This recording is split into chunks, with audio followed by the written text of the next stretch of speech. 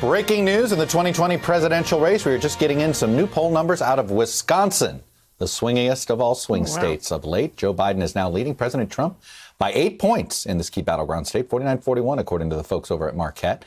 That's up from Biden's 3-point lead a month ago. And it comes as Biden holds a double-digit lead over the president in yet another new national poll. Joining us now, NBC national political correspondent Steve Kornacki. And, you know, Kornacki, you and I both do the same thing. You see one of these national polls and you think, is this an outlier? Is this part of a pattern? And, you know, I think 3 of the last 4 major polls have been double digits now for Biden. And suddenly you look at this Marquette poll, and the numbers line up with a double-digit lead nationally. Yeah, that's it. If you see one poll that looks a little funny and you can match up national and state and see the same trend, that probably tells you something.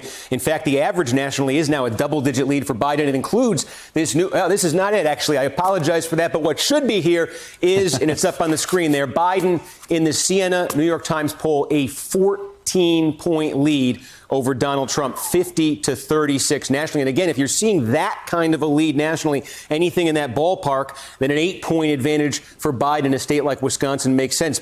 Wisconsin, there was a fraction of a point in 2016, now 8 for Biden, and nationally double digits. Looking inside this national poll, we can show you a little bit of what is behind that. Let me see if I can call that graphic up again here.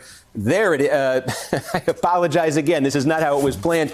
But white college, non-college, we talk about this all the time here. Think about this movement we've seen since 2016. First of all, in the exit polls in 2016, Donald Trump did win a blowout victory among white voters without a college degree over Hillary Clinton. Although in the exit poll, that margin was closer to 40 points. That's come down some. This is the other group, white voters with a college degree. In the past, a strongly Republican group that had been migrating towards the Democrats. And in the Trump era, wow. I mean, look at this. In the exit poll in 2016, Donald Trump actually won this group. There are some other post-election surveys that suggest, you know, maybe Clinton won it by 5-10 points. Now you've just seen it explode. Yeah. And I mean, this absolutely comports with what we've seen in those suburbs, in those midterm elections, that whole sort of blue wave in metro areas.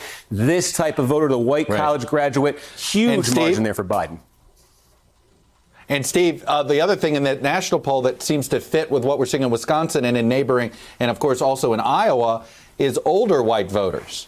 And that seems to be the reason in particular, I've been told, of why Iowa has shifted so much. And that's one of the explanations in Wisconsin. Yeah, you're seeing exactly. In Florida, you know, for that matter, we've been talking about senior citizen voters, Biden having that advantage consistently in polling. Now, let me see if I can call up one other. That's not what I was trying to get. Let me see if I can call up the other. And the other is, it's this gender gap here. Take a look at this from the poll. Gotcha. You know, among men, a group Trump won in 2016, Biden ahead. Among women, the margin for Hillary Clinton was 13 in 2016. It's up into the 20s in this poll right now. When you look at white women with a college degree, it's absolutely massive. And again, it gives you a combination, if you're Biden, progress in the suburbs, exploding margins maybe in the suburbs, but also potentially you're competitive in a state like Wisconsin, maybe Ohio. I think there's an Ohio poll coming out this afternoon. Let's see what that shows, too.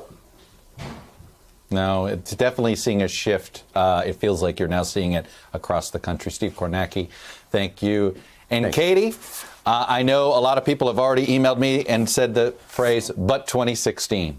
Hey there, I'm Chris Hayes from MSNBC. Thanks for watching MSNBC on YouTube. If you want to keep up to date with the videos we're putting out, you can click subscribe just below me or click over on this list to see lots of other great videos.